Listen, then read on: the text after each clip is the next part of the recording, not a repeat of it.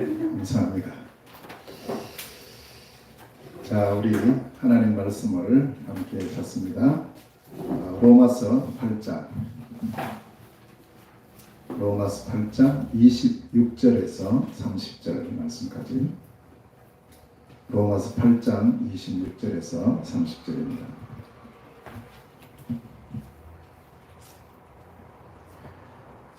말씀 찾으셔서 저와 우리 모든 성도님들 한 절씩 교독하도록 하겠습니다.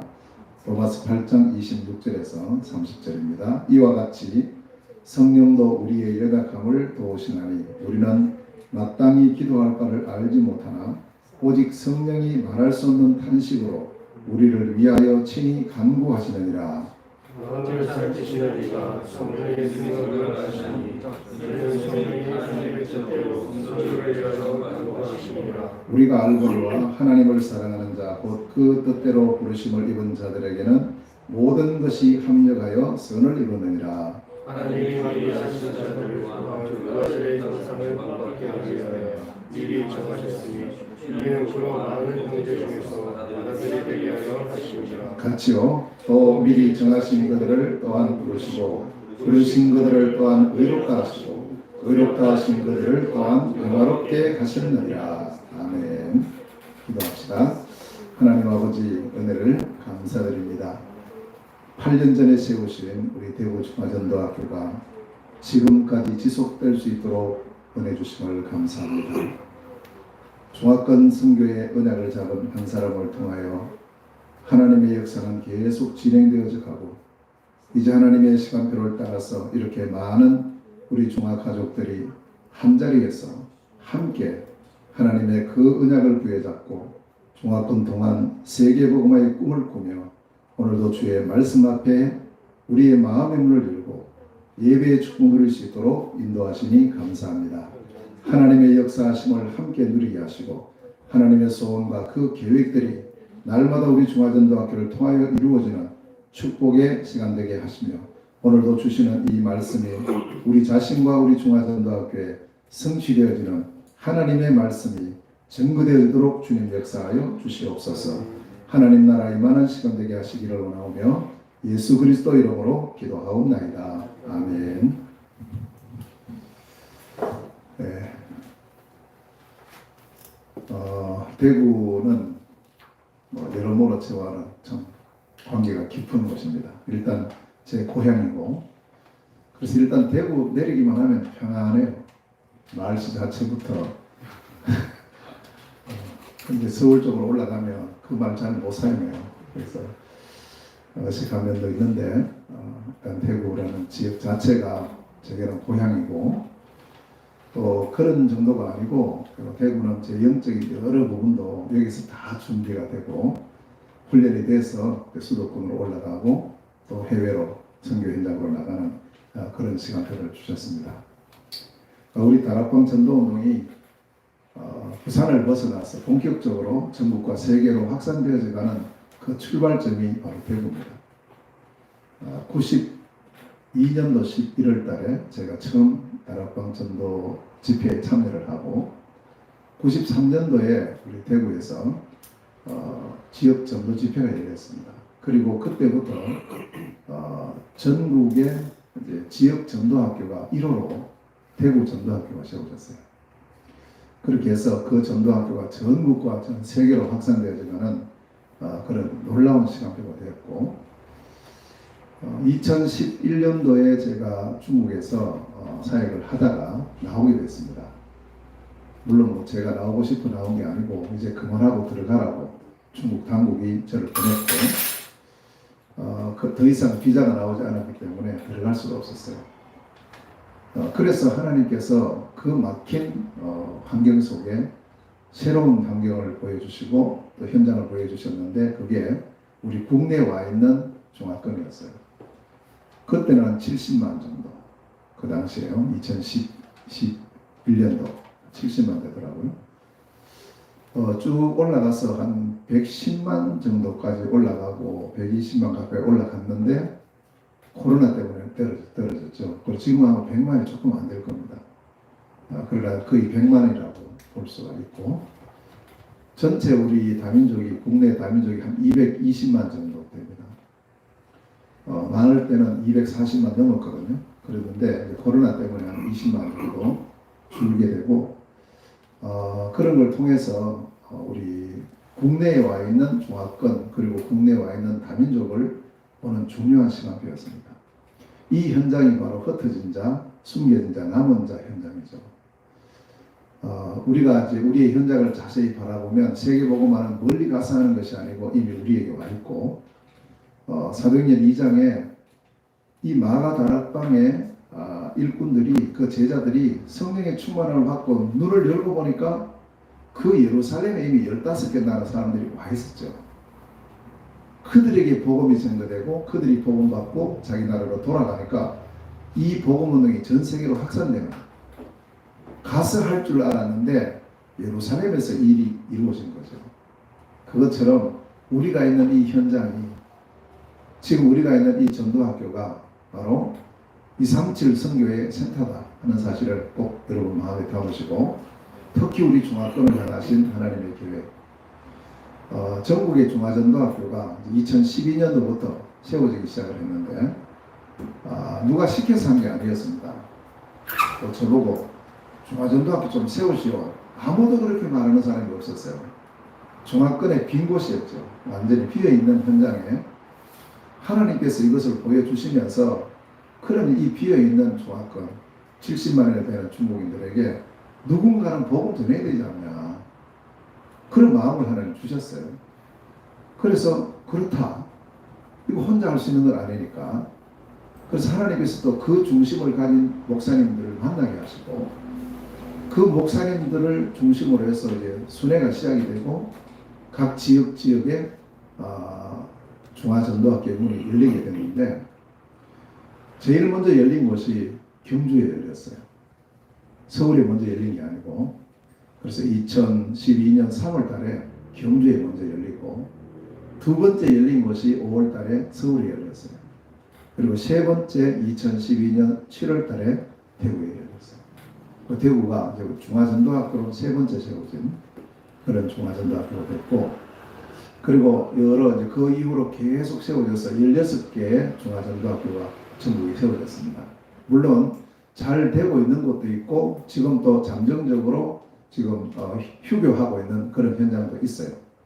그러나 우리가 지금 직접 예배를 드리든 안 드리든 그 중화권 시스템, 다시 말하면 중화전도학교가 있던 그 교회와 그 멤버들은 항상 중화권 선교에 대한 마음을 다 잡고 있어요. 그래서 우리가 어떤 중화권 수련회를 한다, 이걸 할 때는 전체가 합쳐지는 거예요. 그런 중요한 시간표 속에 하나님께서는 또 저를 잠시 이렇게 사용을 하시더니 러시아로 문을 여시고 또 몽골로 문을 여셨어요. 그래서 4년 전부터 몽골에 들어가서 거기도 완전히 빈 곳이었어요. 아무런 시스템도 없고요. 또 우리 다락방 선교사도 없고 교회도 없고 아무것도 없었어요. 그 진짜 빈 곳이죠. 그리고 그곳에 또 하나님께서 제 마음에 저 현장을 한번 가야 되겠다라는 그런 마음을 주셨어요. 선교사에게는 그 마음을 하나님 주시는 것 같아요. 뭐 제가 몽골 말 잘 하는 것도 아니고 러시아 말 잘 하는 것도 아닌데 뭘 자꾸 보게 하시느냐 하면 빈 곳을 보게 하셔요. 저 비어있는 저곳에 누군가가 가서 복음 전해야 되는데 그런 마음이 드니까 누가 가야 되겠습니까? 라고 질문하자마자 네가 가야지 이런 마음이 드는 거예요. 그래서 제가 기도를 시작을 했고 2016년 4월 달부터 몽골에 제가 중국 사역을 할 때는 내몽골 사역을 많이 했어요. 내몽골 사역은 하얼빈에서부터 시작해서 쭉 그 기차 타고 올라가면 만주리까지 가는 그 내몽골의 그 길이 있습니다. 그 길을 따라서 계속해서 제 사역을 수년 동안 했거든요. 그런데 내몽골 사역을 해도 몽골 사람은 한 명도 못 만났고 전부 한족들만 만났어요. 그래서 이제 어느 날 이 내몽골 만주리까지 갔는데 만주리 옆에 몽골인 교회가 있다는 소식을 들었어요. 그래서 제가 그 만주리에 있는 전도사님께 전도사님 다음에 우리 오면 그 몽골인 교회를 한번 갑시다. 그 혹시 갈 수 있냐 물으니까 갈 수 있대요. 그래서 그 다음에 갔을 때 그 전도사님이 몽골 교회 연락을 하고 이제 다 세팅이 된 겁니다. 그 드디어 이제 몽골 문이 열리는 시간표였어요. 중국에서. 그런데 이제 너무 우리가 좋아가지고 그 만주리에서 쭉 서쪽으로 가면 큰 호수가 있어요. 네, 울룬호라고 큰 호수가 있는데 그 호수 옆을 지나서 이제 가면 그 이제 몽골하고 국경이 가까운 곳에 몽골의 교회가 있다. 거기서 이제 우리 오기를 기다리고 있고 이제 우리가 가는데 그때 한 6명인가 7명이 팀을 이루어서 갔어요. 버스를 타고 쭉 갔는데 버스에서 내리자마자요. 근데 정류장에 내렸죠. 내렸는데 갑자기 경찰들이 몇 명이 이렇게 이제 사람들 다 내리는데 앞에 서 있는 거예요. 항상 좀 경찰 보면 조금 뭐 죄를 안 지었어도 뭔가 조금 이렇게 걸립니다. 그래서 이제 우리가 내려서 이제 그쪽으로 다른 우리가 가야 될 곳으로 가려고 하는데 이 경찰들이 못 가게 막는 거예요. 잡지는 않고 못 가게 잡고 있고 우리는 영문도 모르고요. 그래서 왜 그런지 해서 이제 나중에 보니까 결국 우리만 남았어요. 못 가고 다른 사람 다 가고 나서. 그래서 어떻게 된 거냐 알아보니까 그 길이 어떤 길이냐면 탈북자들이 넘어와 가지고요 몽골로 이제 넘어가는 길이에요. 그 길이. 그 탈북자들이 이제 완전히 그 중국으로 왔다가 그쪽으로 넘어가는 그 길인 거예요. 그러니까 상당히 예민한 그런 이제 현장이었어요. 우리는 몰랐죠. 그래서 이제 그 중국 사람들은 원래 또 고발 정신이 투철하거든요. 그 저희들이 이제 그 만주리 버스 정류장에서 이제 버스 표 사고 막 이렇게 시끌벅적 이야기하니까 다 한국말 하거든. 그러니까 그 이제 버스 표 파는 사람이 저거 탈북자 저거 아닌가 이런 이제 생각을 해가지고 공안에다 고발해버려요. 그 고발하니까 거기서 기다리고 있었어요, 우리를. 그럼 내리는 데를 못 가게 막아요. 그래서 나중에 그 지역에 유지가 있어요. 아주 좀 이제 유력한 분이 조선족 분이 한 분 계셔서 그분 이제 오셔가지고 이분들 우리 회사에 온 사람들 이렇게 하면서 우리를 데리고 자기 집으로 갔어요. 그래서 사실은 몽골 교회에 가보지도 못하고 하루 종일 그 집안에 있다가 뭐 해주는 밥 먹고 돌아오는데도 또 계속 공안차가 따라오더라고요. 만주리까지 올 때까지. 그래서 결국 제가 중국 사회 갈 때는 몽골 사회의 문이 안 열렸어요. 그렇게 하고 제가 또 그 후에는 이제 갈 기회가 없었고요. 이렇게 돼서 한국에 들어와서 2016년도에 이제 러시아로 돌아서 몽골로 들어가는 길이 열렸습니다. 그렇게 해서 쭉 들어가서 지금까지 사역을 하고 있고, 그런데 이제 원래 코로나 때문에 2월 달부터 몽골에 못 들어가고 있어요. 또 감사하게도 작년부터 또 중국에 갈 수 있는 길은 열렸고요. 그래서 하나님께서 이제 또 좋은 시간들을 주셨구나 생각을 하고, 원래 계획이 올해는 이제 한국에서 출발해서 중국에 가서 사역을 하고, 몽골로 가서 사역하고, 러시아 가서 사역하고, 이렇게 4개 나라를 동시에 순회하면서 사역해야 되겠다라는 계획을 딱 세운 거예요. 이제 그게 G4성이거든요. 4개 나라를 동시에 사역하는 것. 가면 다 만날 사람들이 있고 사역지가 다 있어요. 그럼 너무나 좋은 이제 시간표가 돼서 올해 그걸 하려고 딱 계획했는데 코로나 때문에 다 다쳤거든요. 그래서 이제 어떻든 그런 상황 속에서도 하나님의 역사는 계속 진행이 되고 있고, 지금 이제 저희들이 아직 외국으로 갈 수 있는 상황이 못 되지만 현지에 있는 제자들을 중심으로 해서 현지의 사역은 계속 진행이 되고 있어요. 그래서 원래 우리 몽골 같은 경우는 앞으로 RUTC를 지을 땅까지 이번에 준비하는 그런 시간표로 하나님 응답하셨고요. 또 러시아도 계속 지금 거기 세워진 제자들을 중심으로 해서 그 현장 사역의 문이 계속 열려져 가고 있고, 중국은 제가 나온 지 벌써 8년이에요. 9년이죠. 9년. 원래가 9년째 되는 건데 9년 됐지만 그때 뿌려놓은 씨앗들이 이제 사기 나고 잎이 피고 꽃이 피고 열매가 맺혀지는 그런 시간. 또 요번에 또 연락이 왔어요. 그 한 제자가 현지에서 이제 신학을 다 하고 또 지금 사역을 잘 하고 있습니다. 그래서 다음 이제 한 2주 후에 목사 안수 받는다고 연락이 왔어요. 이런 어떤 열매들이 저희들이 안 가도 계속 맺혀지고 있는 것은 이 복음이 생명이기 때문에 그렇습니다. 지식이 아니고 생명이죠. 그래서 우리가 이 생명의 복음을 우리 자신이 가는 현장마다 조그마한 현장, 뭐 남들이 볼 때는 별것 아닌 것처럼 보이는 그 현장에서 이 정확하고 올바른 복음의 씨앗을 뿌리면 틀림없이 이 복음 자체가 생명이기 때문에 거기에 상이 납니다. 꽃이 핍니다. 열매가 맺혀요. 그래서 디모데후서 2장 2절에 보면 바울이 몇 가지 비유를 했잖아요.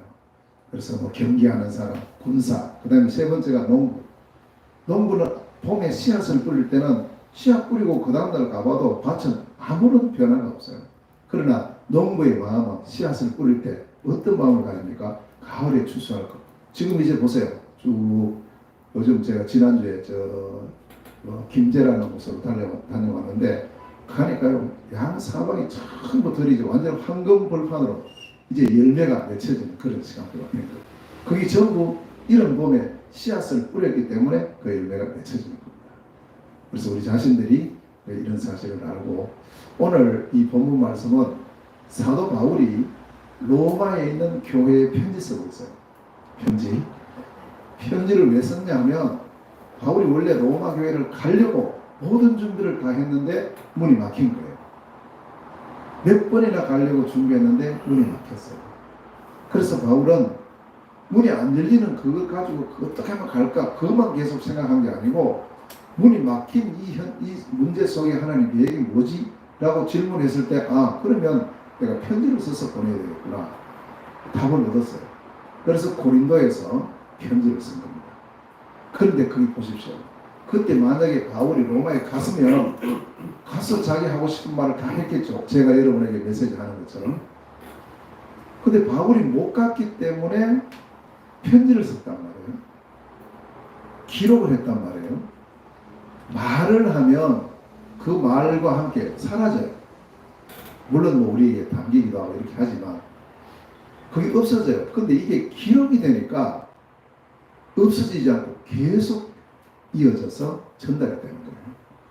그러니까 그때 기록된 이 로마 교회에 쓴 편지가 지금까지 우리에게 전달돼서 또 그게 그냥 된 게 성령의 감동으로 그게 성경으로 편입이 되었어요. 하나님 말씀으로 지금 우리에게 전달되고 있는 거예요. 문제가 일어났지만 그건 큰 답이었다는 사실. 그럼 그것은 바울에게만 그런 게 아니고 우리에게도 똑같습니다. 크고 작은 모든 문제 속에는 하나님의 다른 계획이 있고 하나님의 숨어있는 답이 있어요. 그걸 우리가 찾아야 됩니다. 자, 그래서 오늘 이 본문은 그 가운데 이 바울이 정말 너희들이 어떤 사람인가, 이 로마에 있는 교회 성도들 바울을 한 번도 본 적이 없어요. 근데 바울이 간 적이 없는 그곳에 교회가 세워졌어요. 이게 놀라운 일 아니겠어요? 우리가 발길 다 찾는 그곳에 교회가 세워져 있어요. 도대체 그러면 이 교회가 어떻게 세워졌을까? 그 답이 사도행전 2장에 나와요. 사도행전 2장 9절에서 11절에 보면 15개 나라 사람들이 예루살렘에 와서 복음을 듣잖아요. 그 사람들이 복음을 받아요. 3,000명의 제자가 일어나요. 그 중에 많은 다민족이 있었겠죠. 그 사람들이 이제 돌아갔어요. 자기 고향으로. 돌아간 사람들 중에 그 15개 나라 사람 중에 누가 있었느냐 하면 로마에서 온 나그네들이 있었는 거예요. 그 나그네는 떠나가는 사람이거든요. 그 로마에서 왔기 때문에 이 사람들은 다시 로마로 돌아갔어요. 올 때와 갈 때 차이 나는 게 하나 있습니다. 뭐냐? 복음을 받아간 거예요. 복음을. 그리스도의 복음을 이제는 받아서 이렇게 가서 거기서 한 일이 뭐냐? 마가다락방 교회를 봤잖아요. 그 우리도 여기 가서 우리 로마에 교회를 세우자 해서 세워진 교회가 로마 교회. 이거 보세요. 얼마나 놀라운 일입니까? 그러니까 바울은 자기는 가지 않았는데 거기 교회에 세워져 있고 그 교회에 막 좋은 소식들이 들려오니까 바울의 마음이 어떻겠어요? 가보고 싶겠죠. 만나고 싶겠죠. 그런데 문이 안 열렸어요. 그래서 편지 쓴 거예요. 자, 오늘 편지 쓴 그 내용 중에 일부인데요. 여기 보면 오늘은 28절 말씀에 하나님을 사랑하는 자. 로마서 8장 26절에서 30절. 지난주에 우리 다락방 우리 훈련이 쭉 있어요. 있는 중에 통합 합숙 훈련이 있었죠. 참여하신 분도 계시고 못 하신 분도 계실 겁니다. 거기다가 우리 또 대구에서는 다민족 집중훈련이 있었어요. 아마 여기에 이번에 제가 이렇게 이제 듣기로는 지금까지는 우리 다민족 집중훈련을 할 때 우리 한국인 목사님이 이제 메시지를 전하시고 우리 다민족이 참여해서 은혜 받고 포럼하고 하는 이제 그런 어떤 시스템으로 진행이 되다가 드디어 이번부터는 우리 다민족 목회자들, 사역자들이 직접 메시지를 하고 또 그 해당되는 다민족 사람들이 자기의 어떤 언어권이나 나라별로 참여해서 집중훈련이 진행되는 새로운 시간이에요. 꼭 기억하실 것은 우리 이제 이성국 목사님도 이번에 또 강사로서서 메시지를 전하시고 하셨는데 이게 단순한 그냥 하나의 무슨 뭐 예배하고 뭐 메시지하고 그런 시간이 아니에요. 지금 우리 대구, 경북 배경 다민족 전도학교에서 하고 있는 다민족 집중훈련이 우리 전국 다민족 훈련의 모델이 되어 있어요. 그걸 꼭 기억하셔야 됩니다. 그래서 쭉 지금까지 이렇게 진행되어 오다가 이제 한 단계 딱 업그레이드 된 거예요. 이제는 다민족 사역자가 직접 메시지를 하는 그런 시간표까지 왔으니까 이건 굉장한 발전이에요. 자, 그런 어떤 시간표가 있었고요. 그래서 이제 우리 대경 다민족 집중 훈련을 보고 지금 저기 군산에 가면은 그 김제 쪽에 새만금 RUTC라고 또 있어요. 거기서도 이번에 제1차 다민족 집중훈련이 진행이 됐어요. 제가 이번에 거기 갔다 왔거든요. 갔다 왔는데 많은 다민족들이 모이질 않았어요. 아니, 왜냐하면 아직 다민족 사역이 교회별로 활발하게 일어나지 않고 있어요. 그러니까 당연히 뭐 사람들은 많이 없죠. 그러나 몇몇 다민족들이 참여해서 한국인들하고 같이 해서 열 몇 명이 이번에 그 훈련에 참여했는데 미얀마 사람들이 2명, 또 저기 북한에서 온 세태민 1명, 또 이제 어느 나라 사람들이 오려고 했는데 그게 마음대로 빠지는 게 아니죠. 그렇게 해서 이제 다민족 3명하고 나머지는 우리 한국 사람들 해서 이렇게 한 3일간 쭉 집중훈련이 진행됐습니다.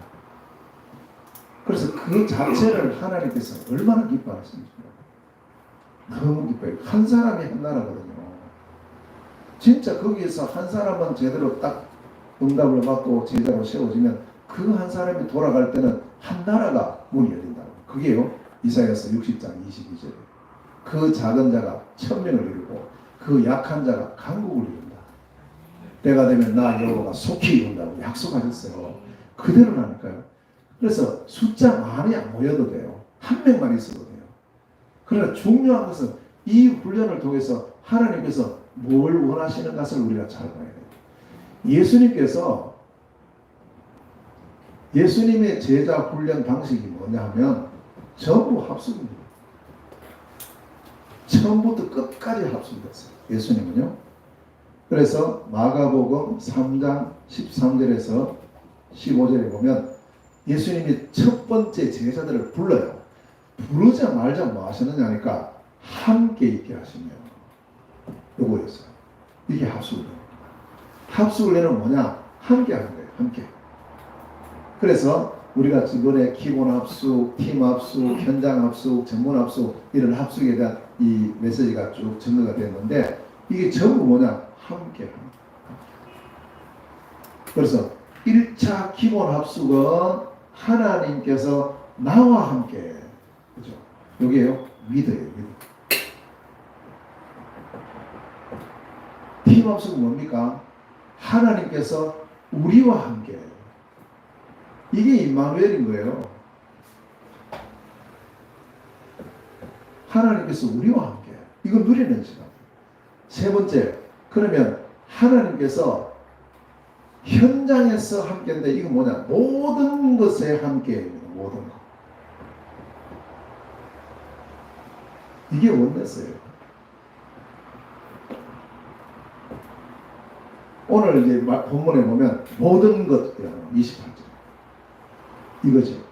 나 우리 모든 것 함께하는 것. 자, 그래서 결국에는 이제 이것을 통해서 하나님은 우리의 모든 직업, 우리의 모든 기능, 이것이 전체가 합쳐져서 어떤 효과가 나타나느냐? 시너지 효과가 나타나요. 시너지 효과가 뭐냐 하면 1 더하기 1은 2잖아요, 답이.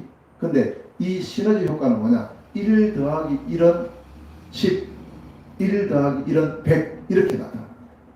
한 사람 더하기 한 사람은 둘이 돼야 되는데 한 사람하고 한 사람이 합쳐져서 어떤 일을 할 때 100이 되고 1000이 되는 그런 일이 벌어요. 이걸 보고 시너지라고 하죠. 이것이 OURS죠. 그러니까 O는 뭐예요? 오직, only, 오직. U는 뭐예요? 유니크라고 이거는 유일성이에요. 유일성. 리는요, R은요, 리크레이션이에요. 이 뭐냐? 재창조. 그것 하는 시스템을 말해요. 그래서 이게 지금 위드, 임마누엘, 원네스, 아워스 요게 전부 뭘 누리는 시간표냐면 함께를 누리는 시간이에요. 함께. 그래서 이것을 이 누리는 것을 어떻게 누리느냐? 말씀을 통해서. 그래서 이 말씀이 합수훈련을 통해서 뭐 되느냐? 정리되는 시간이다. 요거 꼭 기억하셔야 돼요. 그러면 하나님은 누구를 쓰시느냐? 어떤 사람을 쓰시느냐? 이 말씀이 정리된 사람을 쓰셔요. 그래서 우리가 할 일은 하나님 나를 많이 써주세요. 안 해도 돼요. 쓰셔요. 하나님 우리를 다 사용하기를 원하시는데 언제까지 기다리느냐? 이 말씀이 정리될 때까지 기다려요. 그러니까 우리 자꾸 뭐 내 말씀 정리는 안 되는데 자꾸 뭐 써달라니까 하나님도 보시기 힘들어요. 그래서 정리하세요. 요 준비하는 거 이게 합숙훈련이에요. 그래서 성경의 모든 것을 보면 이 바울도 그렇고요. 모든 사역이 합숙이었다. 합숙훈련이에요. 그래서 우리가 함께 모여서 집중하는 거 집중훈련 이것도 바로 합숙훈련이거든요. 다민족 집중훈련 합숙훈련. 그래서 요 비밀을 우리가 꼭 마음에 담아야 됩니다. 함께를 누리는 시간이다. 함께 뭐 했느냐? 말씀을 집중합니다. 그러면서 내 자신이 말씀이 정리됩니다. 뭐요? 하나님 나와 함께, 하나님 우리와 함께, 모든 것 함께, 그리고 이걸 통한 하나님의 시너지 효과가 엄청나다. 함께 이 축복. 자, 그러면 이 축복을 누리는 우리는 누군가 말이에요. 우리가 하나님 우리를 부르셨는데 우리 자신이 어떤 사람인가 하는 것을 오늘 28절에서 세 가지로 딱 말씀하고 있어요. 첫 번째는요, 하나님을 사랑하는 자다. 자, 그러면 우리 자신이 나는 정말 하나님 사랑하는 사람이 맞는가 확인해야 되잖아요. 많이 있겠죠. 말로도 사랑할 수 있고 또 뭐 여러 가지 다른 것을 사랑한다 이렇게 표현할 수 있는데 제가 보기에는 가장 중요한 세 가지가 있습니다. 이 세 가지가 내게 있으면 나는 진짜 하나님을 사랑하는 사람입니다. 첫 번째는요, 하나님께서 우리에게 주신 최고의 선물이 있습니다. 그게 복음이거든요. 하나님 주신 이 복음을 가진 자. 이 사람이 하나님을 사랑하는 사람. 하나님은 우리에게 말씀을 주셨는데 이 말씀을 통해서 우리에게 뭘 알게 하기를 원하느냐? 복음 알게 하기를 원하거든요. 복음을 가지기를 원하죠. 왜냐? 로마서 1장 16절에 이 복음이 하나님의 능력이에요. 하나님은 우리에게 그냥 뭐 아무거나 준 게 아닙니다. 그래서 사람들이 복음을요, 복음으로 생각을 안 해요. 사실은 이 복음 안에 모든 게 다 해결되어 있고요. 모든 게 이 복음 속에 있어요. 그래서 유 목사님도 한 번씩 그 말씀하세요. 성경은 우리에게 복음을 말하는 것이 아니다 이러는 거예요. 그래서 깜짝 놀랐어요. 무슨 소리 하시지? 성경이 복음 말씀하는데 그 다음에 이 말씀하셨어요. 그게 아니고 성경은 우리에게 오직 복음을 말씀하십니다. 그걸 우리가 진짜 오직 복음. 이 말은 복음 이렇게 하라는 말이냐? 그게 아니고 이 복음 안에 다 있다는 거다. 다 있다는 거예요. 복음이면 된다는 거예요. 복음이면 만족이라는 거예요. 왜냐? 골로새서 2장 2절 3절에 이 복음이 하나님의 비밀이에요. 이 안에요 모든 보화가 감춰져 있어요. 그래서 하나님 주신 이 복음이 그냥 해결책이 아닙니다. 유일한 해결책이고 완전한 해결책이고 영원한 해결책이고 이것 아니면 안 됩니다. 절대적인 해결책이에요. 천하인간의 돈 얻을 만한 다른 이름을 주신 적이 없다. 그럼 이제 중요한 것은 그럼 뭐냐 말이에요. 도대체 하나님 주신 이 복음, 하나님께서 그토록 우리로 하여금 가지기를 원하시는 그 복음이 뭐냐? 교회 다니는 것이냐? 예배 잘 드리는 것이냐? 도대체 뭐냐? 이 복음이 바로 그리스도입니다. 이 답이 나와야 되는 거예요. 이 답이. 저는 어릴 때 교회를 다녔어요. 초등학교 때부터 쭉 교회를 다녔는데 이 답이 없이 다녔어요. 교회 다니면 뭐 예수 믿고 뭐 교회 다니면 찬송도 하고 예배도 드리고 다 하잖아요. 열심히 하고 하는데 이걸 잘 몰랐어요. 이 비밀을 모르고 교회를 다녔다. 하나님의 비밀인 이 그리스도를 몰랐어요. 하나님의 능력이신 이 그리스도를 몰랐다. 이 그리스도가 유일하고 완전하고 영원하고 절대적인 하나님의 해결책. 그걸 어디서 말씀합니까? 성경이 말씀하는 거예요. 신구약 모든 성경은 이걸 말씀해요. 오직 그리스도로 너희들의 모든 문제 끝이다. 그걸 우리가 가지고 있어야 되는 거죠. 이 그리스도가 드디어 이 땅에 오셨어요. 그분의 이름이 예수예요. 그래서 우리가 가질 복음은 그리스도이신 예수입니다. 이 복음을 가진 자를 하나님은 기뻐하시고 이 복음 가지는 자체가 하나님을 사랑하는 자. 두 번째입니다. 두 번째 하나님을 사랑하는 사람은 복음을 가지고 있는 것으로 끝나지 않습니다. 이 복음을 누리는 자. 복음 누리는 게 뭐예요? 기도입니다. 그래서 오늘 26절에서부터 27절에 보니까 기도가 얼마나 중요한지 우리는 말이죠. 기도도 안 하고 기도할 줄 알지도 못하고 막 이렇게 헤매고 있을 때 우리 안에 계신 성령께서 우리를 위해서 친히 기도하고 계시다니까. 우리를 위해서. 그냥 기도하는 게 아닙니다. 하나님의 뜻대로 모든 것이 이루어지기를 기도합니다. 성령께서 지금 우리 위해서 기도하고 있어요. 여러분 기도 안 하고 놀고 있잖아요. 그때 성령은 우리를 위해서 기도하세요. 이게 하나님의 사랑이죠. 그만큼 기도가 중요합니다. 그래서 말이 있죠. 성경에서는 기도에 대한 메시지가 많이 나와요. 그 중에 빌립보서 4장 6절 7절에 우리가 제일 잘하는 게 뭐예요? 조금 문제 생기면 나도 모르게 하는 것이 염려잖아요. 근데 여기 보면 아무것도 염려하지 마. 아무것도. 오직 모든 일에 기도와 간구로 너희 구할 것을 감사함으로 하나님께 아뢰라. 염려되어져야 될 염려거리는 전부 뭐냐? 기도 제목이다. 하나님의 뜻이 이루어져야 돼요. 여기 잘 보세요.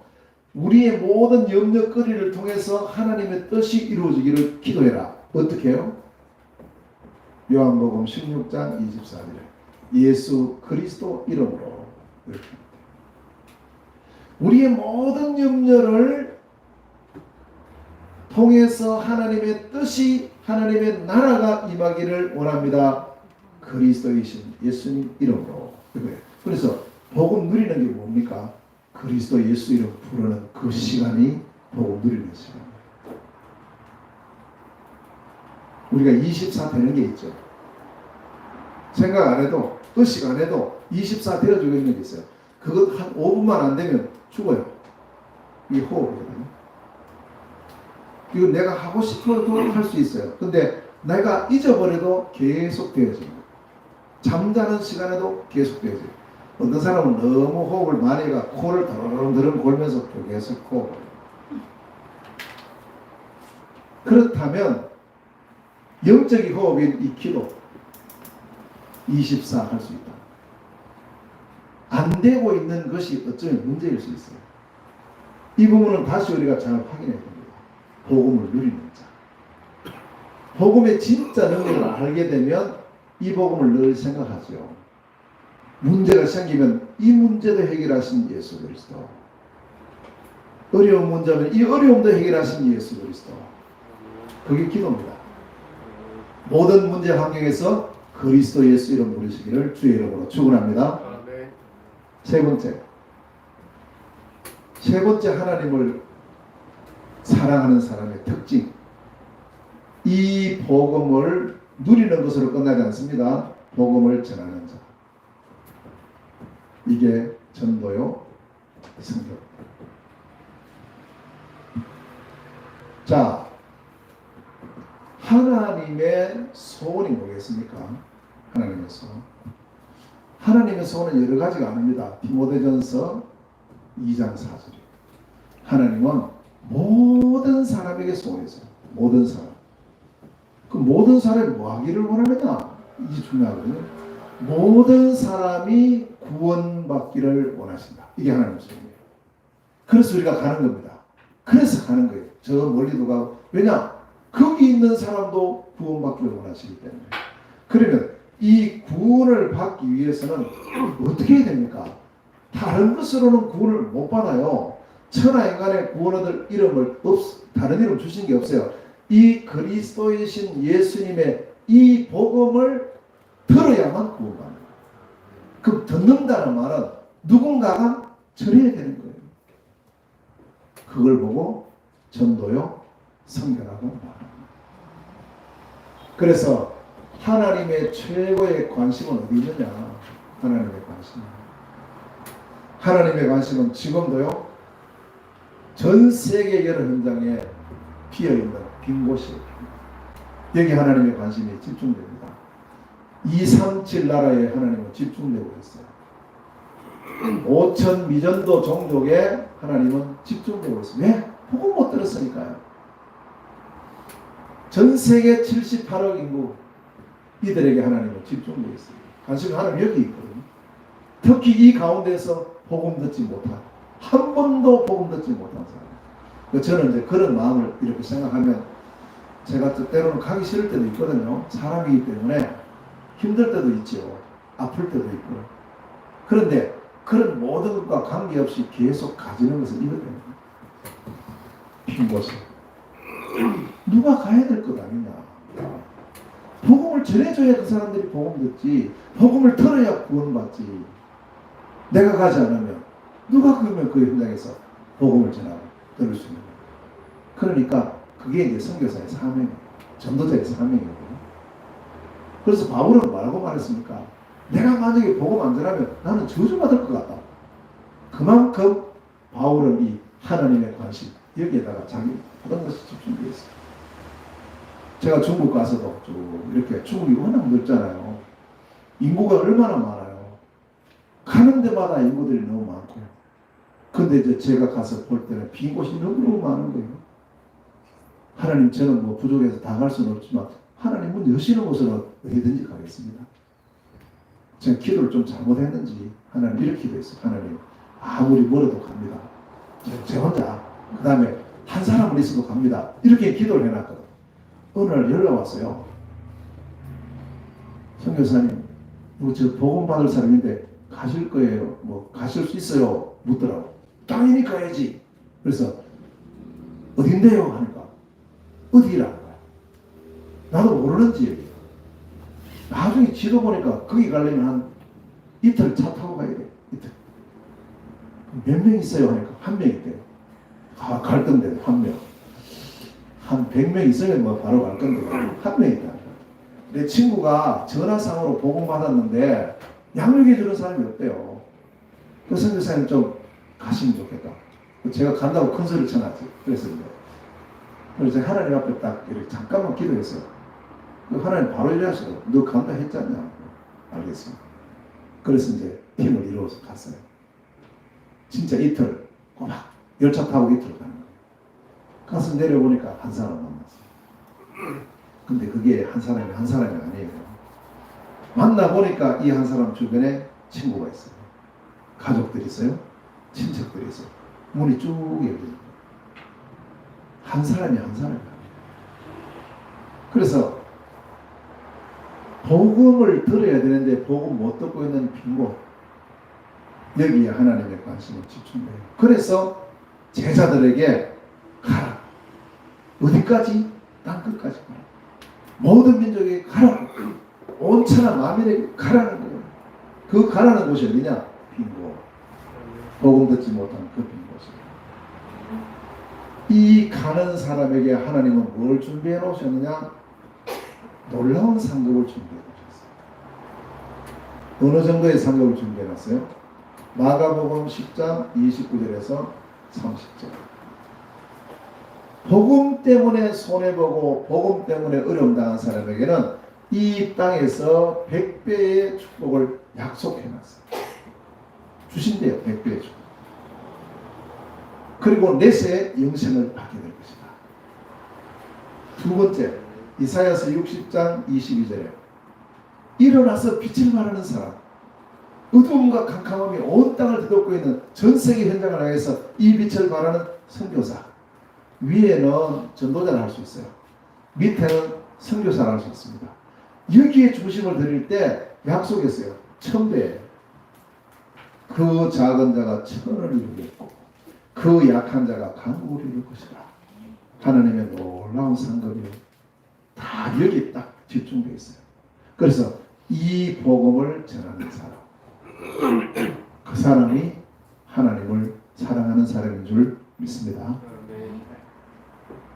이 세 가지를 가지고 한번 여러분 자신을 생각해 보세요. 나는 정말 오직 그리스도의 복음을 가지고 있는가? 나는 정말 이 그리스도의 복음을 24시 누리고 있는가? 나의 한 가지 소원이 있다면, 내가 해야 될 하나의 일이 있다면 이 그리스도의 복음을 전하는 것이다. 내가 있는 현장에서, 내가 만나는 사람에게, 내가 또 가진 이 직업을 통해서, 때로는 내가 저 멀리 가서 이 복음 전하는 것이 나의 삶의 목적이요, 내 삶의 이유다. 이게 딱 발견된 이 사람을 바로 하나님을 사랑하는 사람. 이 축복 누리시기를 주의 이름으로 축원합니다. 자, 두 번째는요. 우리가 어떻게 이렇게 하나님을 사랑할 수 있을까요? 바로 이어서 답이 나와요. 그 뜻대로 부르심을 받았기 때문에. 우리가 부르심을 입은 자. 내가 간 게 아니에요. 내가 간 것처럼 보이지요. 내가 막 믿은 것처럼 보이죠. 아이고, 내 믿기 싫으면 안 믿지 뭐. 내가 믿고 싶으면 믿지. 이렇게 사람들은 많이 말을 하는데 사실은 그게 아니에요. 어느 정도인지 보세요. 29절에 보니까 하나님은 우리가 태어나기도 전에 미리 아셨어요. 29절. 그래서 예레미야서 1장에 보면 4절에서 10절에 보면 예레미야에 대해서 말씀할 때 하나님께서 예레미야를 부르실 때 이렇게 말씀하셔요. 내가 너를 아는데 어떻게 하느냐? 네가 복중에 짓기 전에 그때부터 내가 너를 알았다. 생기기 전부터 알았대요. 예레미야. 그 다음에 네가 어머니 태에서 나오기 전부터 내가 알았다. 미리 하셨어요. 모든 능력을 가지신 하나님, 모든 것을 아시는 하나님께서 미리 하셨어요. 저와 여러분들 얼마나 감사합니까? 우리를 미리 하셨다는 거예요. 자, 미리 아시는 정도가 아니고 미리 정하셨다. 예정하셨어요. 너는 내 아들이라. 너는 내 것이라. 이 에베소서 1장 3절 4절에 보니까 언제 우리를 정하셨느냐? 창세 전에 우리를 예정하셨어요. 아멘. 그럼 우리는 정말 가치가요, 존귀한 최고의 가치를 가진 거예요. 하나님 미리 아시고 하나님 미리 정하셨어요. 우리를. 자, 그러면서 하나님께서 미리 우리를 부르셔요. 30절. 이게 이제 시간표죠. 우리 한 사람 한 사람을 부르시는 시간표예요. 그게 언제 어떨까요? 사도행전 13장 48절. 이 복음을 들을 때가 시간표인 거예요. 우리가 가서 복음 전하는 그때가 그 사람에게 시간표라니까요. 우리가 복음 전하는 것은 이게 하나님의 어마어마한 역사가 이루어지는 시간표. 그래서 이 복음이 전개될 때, 다시 말하면 전도할 때 하나님의 시간표가 이루어지면서 영생을 주시기로 작정된 사람들, 이 사람들은 그때 마음의 문을 열고 예수님을 그리스도로 영접하고 믿게 됩니다. 이 믿음으로 말미암아 구원받게 됩니다. 그러니까 하나님의 부르심의 시간표가 전도와 관계되어 있는 거예요. 그래서 우리가 전도한다는 것은 단순하게 내가 전도한다 이게 아니고 하나님의 그 영원한 시간표가 그 사람에게 그 자리에서 이루어지는 시간표라니까요. 그런 축복 속에 우리가 있는 거예요. 그게 전도자고 그게 선교사예요. 자, 그러면 이제 이 복음 받은 사람, 복음 받는 순간에 바로 뭐하라고 하셨냐? 의롭다 하셨다. 30절이죠. 이때에 예수님을 그리스도로 믿고 영접하는 그 시간이 바로 로마서 1장 17절에 의인이 되는 거예요. 의인. 나는 죄가 많아요. 어릴 때부터 많은 죄를 짓고 살았고요. 그랬던 내가 그리스도 예수님을 영접하는 그 순간에 나와 상관없이 내 안에 오신 그리스도 예수께서 나의 죄 문제를 끝내고 과거의 죄, 현재의 죄, 미래의 죄까지.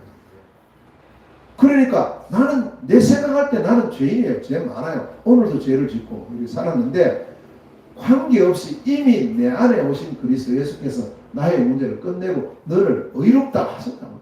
이미 우리를 의인이라고 칭해 주신 거예요. 법적인 의인이 되어진 거예요. 우리는요. 이거 안 바뀌어요. 절대 안 바뀌어요. 자, 그렇다면 아유 잘 됐네. 그럼 이제 막 죄 짓고 살아야 되겠다. 그렇게 될까요? 절대 그렇게 안 됩니다. 왜냐? 죄라는 것은 누구 거예요? 마귀 거예요.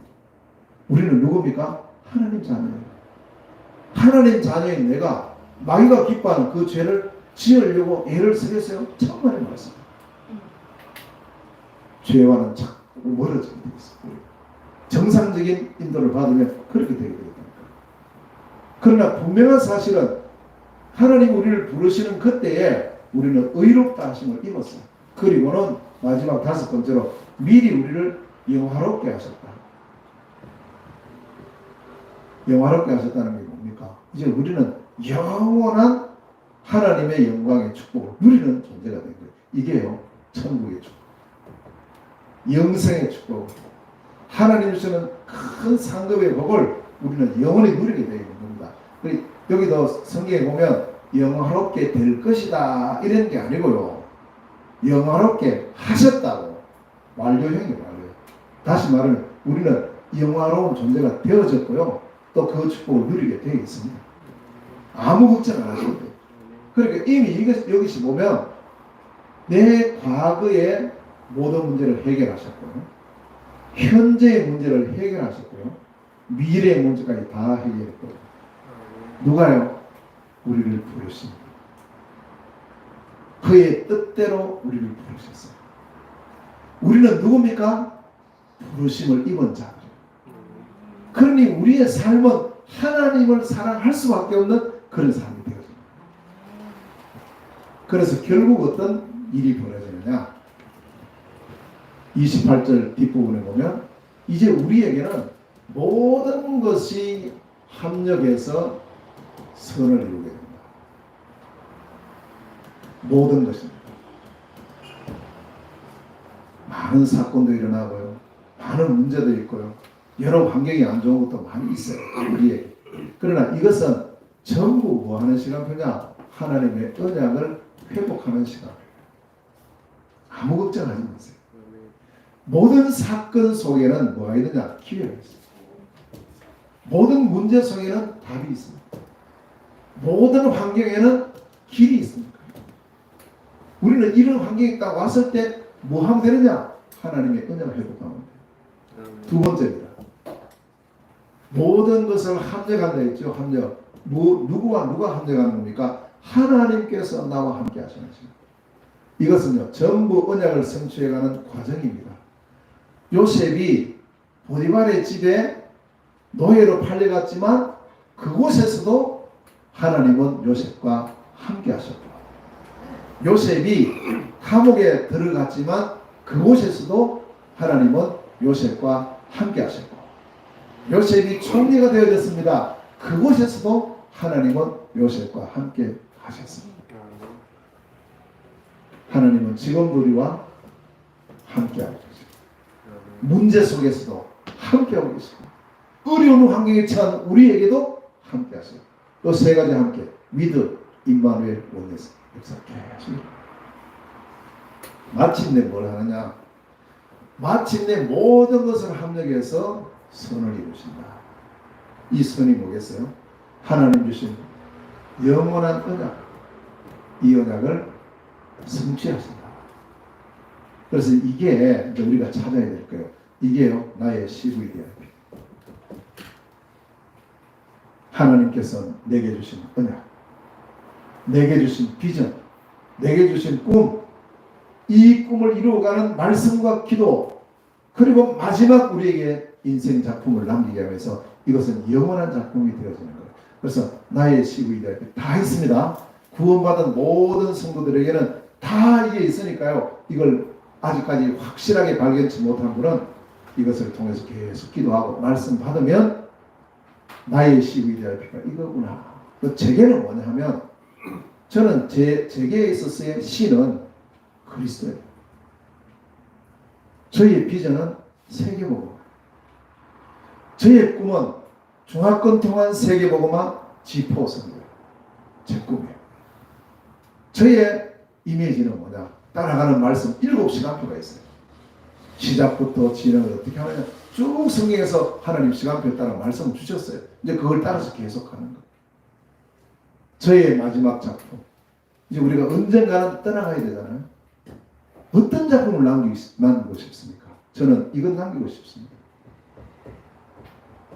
RUTC. 이건 남기고 싶습니다. 또 하나님 그렇게 하실 줄 믿습니다. 단순한 시설을 말하는 게 아니에요.